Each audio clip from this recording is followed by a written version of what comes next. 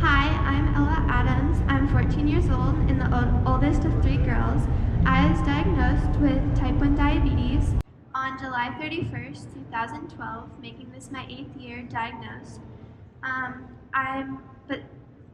Getting diagnosed, it did not hold me back from playing the sport I love, soccer. Now I play on an elite competitive soccer team where I'm the leading scorer on a nationally ranked team, while maintaining a 4.0 GPA in middle school, and I have a deep interest in broadcasting.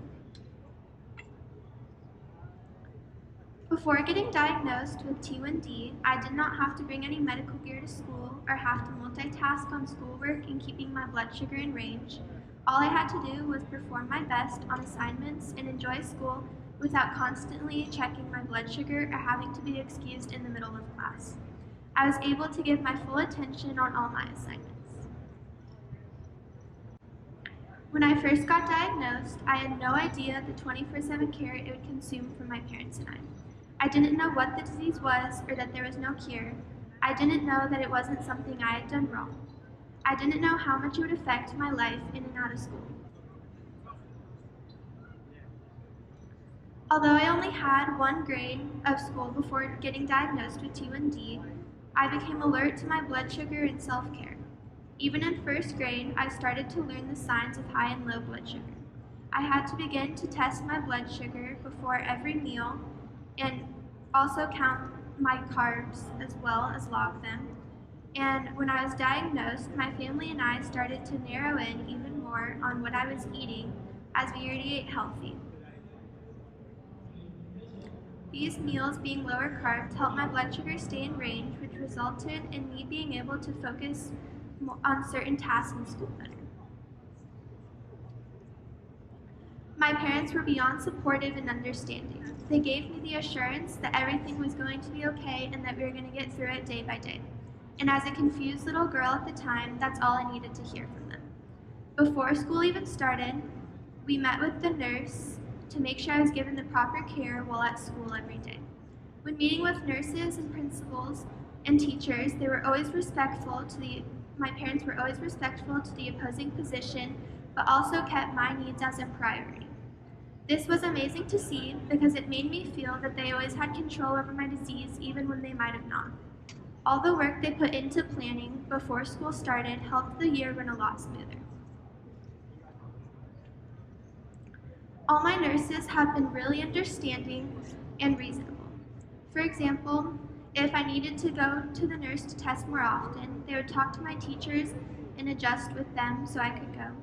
And before every new year or every start of the new school year, my parents and I would meet with the school nurse to talk over doctor's orders, needed supplies, and etc. Doing this eliminated any confusion throughout the year and kept all of us on the same page. I went to the school nurse every day at snack, lunch, and any other times necessary in grades 1 through 3. They would help me test, calculate carbs, and give insulin for meals. Then in 4th grade, I stopped going to the nurse and managed my care at school on my own. I had a constant communication with my parents using my iPhone and Pebble Watch at the time, and that year I only had to see the nurse maybe 1 or 2 times. In middle school now, I only go to the nurse when absolutely needed. My relationship with teachers has always been great, and they are sympathetic and considerate of my care. And just as I meet with the nurse before school every year, in elementary school, I also met with the teachers too. Now in middle school, on the first day of school, I go up and personally talk with them in each class, because now I have 6 teachers. And during class, they constantly check to make sure my blood sugar is good and ask if I need anything from them, and they keep supply kits with extra glucagons, juice, testing meters in their classrooms in case we go into a lockdown or an emergency or I run out of supplies. My relationship with my friends has been great for me because they're super supportive and helpful, and they have all witnessed my care since 1st grade, so they've been around me for 8 years, and they offer help to me and provide things in additional matter throughout the day during school, and are super thoughtful when it comes to eating food around me to try to keep in eating low carbs with me, so to reduce highs and lows, and they're super thoughtful with all that.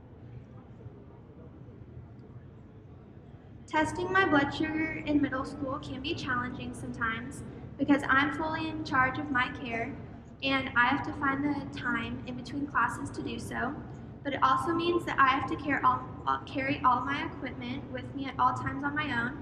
But it also means that I can test my blood sugar on my own schedule when I want to. But every so often I do have to step out of class so I don't disrupt my teacher or classmates. First through third grade experiences. My first and third grade teachers supported me in and out of school, and this made me feel great because it showed that they cared about my disease. They would come to the San Diego JDRF One Walk every year until I graduated from elementary school, and whenever I was low, my teachers would send me with a friend or a classmate to the nurse, or whenever I felt really low and unable to even walk up to the nurse, my teacher trusted in my judgment enough that she would call the nurse to come to me. And in third grade, my teacher allowed my mom and I to present in front of my class what type 1 diabetes was and what I have to do daily. This was the first year I had done this in front of my class because my fellow classmates could start to understand the context of type 1 diabetes. Fourth and fifth grade, as I mentioned before, in fourth grade, my parents and I decided that I would control my care while at school 100% on my own. This decision came after my first through third grade nurse had left and just moved for a new job, and we felt that by fourth grade, I had so much exposure and experience to manage it on my own. And in fifth grade, new technology allowed me to have more freedom. I started to use a program that was made by a do-it-yourself community called Loop. It connected an old Medtronic pump with a Dexcom to create a closed-loop system. During state testing in fourth and fifth grade, I put all my technology and medical equipment on the classroom's back table and would test my blood sugar before starting each time, and only one time during both of these years did I have to pause my test and test for a low. Now in middle school, in sixth grade, I went to sixth grade camp, the third week of school, and I had been looking forward to this experience for so long, and my parents had done a lot of preparation to make sure I was going to have a great time. And my parents had communication with the nurse beforehand, and the nurse had promised that she would have communication every single night, and we'd have a report to my parents about how the day had gone and to check that my blood sugar was good going to sleep, but none of that happened. And she came the first night, and by the second, third, fourth night, she hadn't come, so I was left alone to manage my care completely on my own. And I was in constant contact with my parents, and over those couple days, I had kept my numbers pretty good at only 11 years old, so that was a big accomplishment.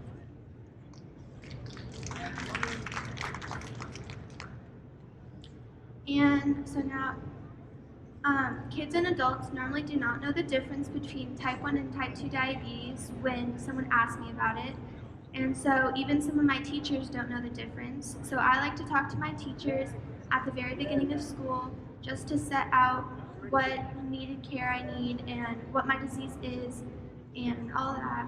And also I like to explain to my class, if I get the chance, what type 1 diabetes is, so they understand what I'm going through and if I need to step out of class or any of that.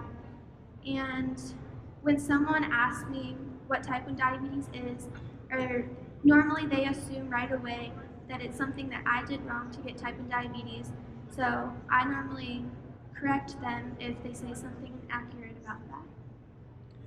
In scary moments in school, in fourth grade, I went low during state testing, like I was saying earlier, and it was kind of embarrassing because my whole class had to pause their test and everyone stared at me, but I quickly within a couple minutes, fixed that and had some sugar and went back to testing. And in 5th grade, the internet at our school in our district is really bad, and it's happened a lot over the past couple of years, but my parents couldn't keep in contact with me, and so thankfully they could reach the nurse, and the nurse came to my classroom, and I was able to go to the nurse's office and then call my parents from there and fixed everything then. And in 6th grade, this is the only time this has happened at school, but my pod went off, and when the omnipods go off, they are loud and do not stop, but thankfully the nurse had a hammer, so she kept hitting it and it turned off, and we were able to call my parents to bring up a pod, and I replaced the pod and then went back to class. And in 7th grade, this has happened the past 2 years, maybe once or twice.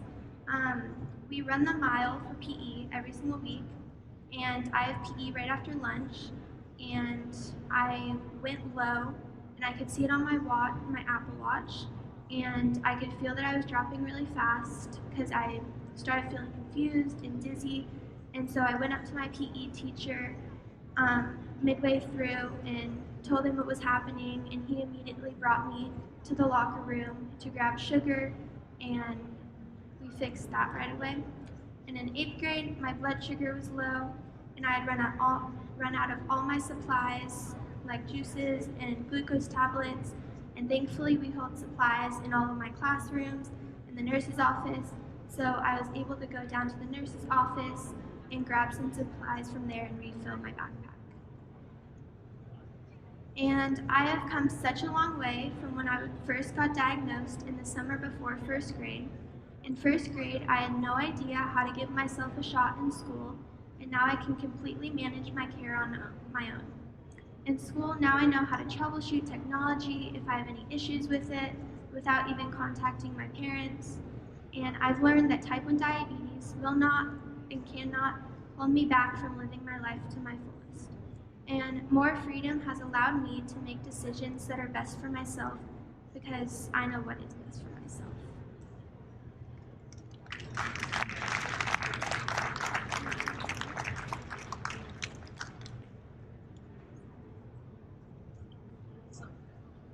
Thank you so much, Ella. What a wonderful, wonderful presentation. Let's have some questions. Would anybody like to ask Ella a question? Yes. Can you just please tell me about your A1C? Oh, hang on a minute. You don't have to share data, your A1C data, if you're not comfortable doing that. Okay. If you'd like to, you can. You don't have to share your A1C. No, I don't. We don't do that. Okay. Do we have any other questions? Georgie has a question.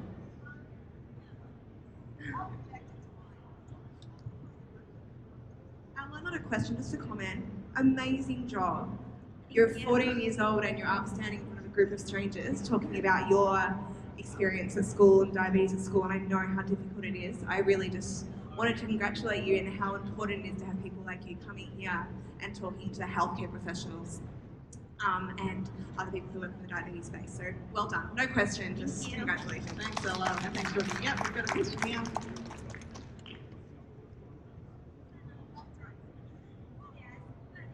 Good afternoon. Well done. I want you to give me an example of a typical day, what your breakfast look like, and your various meals. Just give me an example. You know, bread, rice, again, Ella, cake, whatever it is. Ella, whatever you're comfortable sharing, darling, you don't need to. Yeah, whatever you're comfortable sharing. Yeah, so for breakfast, normally it depends on the day, but I'll either have sometimes I'll have avocado toast, or sometimes I'll just have eggs and sausage. And for snack, normally I'll just have some low-carb popcorn. And for lunches, it can be a sandwich, apples, salads. And for snacks, normally just bars or anything like that. And for dinners, normally low-carb stuff, or sometimes high-carb like pastas, because I play soccer, so I'll come home and be really hungry. Excellent. Okay, we got more questions. Yes, Lydia. Hi, I just wanted to say you did a fantastic job as well. I just wondered whether you worked out how to turn the omnipod off now without a hammer. Wait, what did you say? Do you know how to turn the Omnipod off now without a helmet? Well, now that I use the closed loop system, it actually, if I just press a button, it works now. But without it, we sticked like a paper clip through a little spot on it. Yeah. Yeah, I was going to give that to you. They are loud, aren't they? Okay, we've got a question over here, please.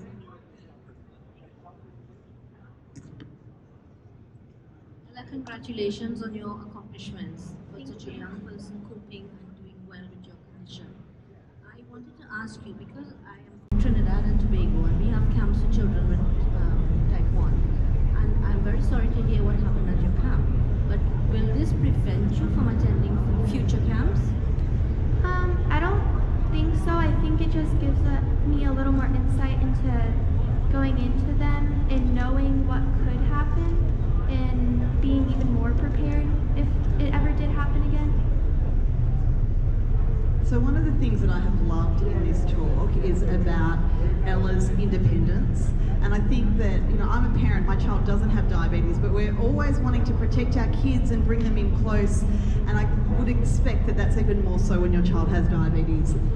Ella is such an incredible young independent woman. All credit to you and your wife, but Ella, so much credit to you for harnessing this and just doing such a brilliant job. And I love the story about camp, because sure, everything went all a bit haywire, but you still managed and you did an incredible job, and you'll still go to camp. And I think that that's just such a wonderful, wonderful story to hear about. Best laid plans sometimes don't go the way that we would like. Have we got maybe one last question? Yes, Sana. Hey, Ella. It's wonderful hearing you, and I love the confidence and the maturity with which you have handled the topic and the questions, all of them. So congratulations. I really wanted to ask: has type 1 diabetes management at such a young age, being independent with it, handling the technology and everything, has it ever overwhelmed you? And if it has, how you feel at that time, and how do you handle that? Oh, it's definitely overwhelming at some times, but I think just overall the support that I have from my parents and friends and family overweighs that, and yeah. Please join me in thanking Ella. Thank you so very much. We have a whole stream that is all about the Live Diabetes. It's the Living with Diabetes stream. Please come to our sessions and hear stories like this from people who are living with and directly affected by diabetes. This is what it's all about. Thank you all for being here. Thanks to Taryn and to Jason as well. And let's take a break, and there's another session here, Living with Diabetes session afterwards. So please do come back for that. But thank you, everybody.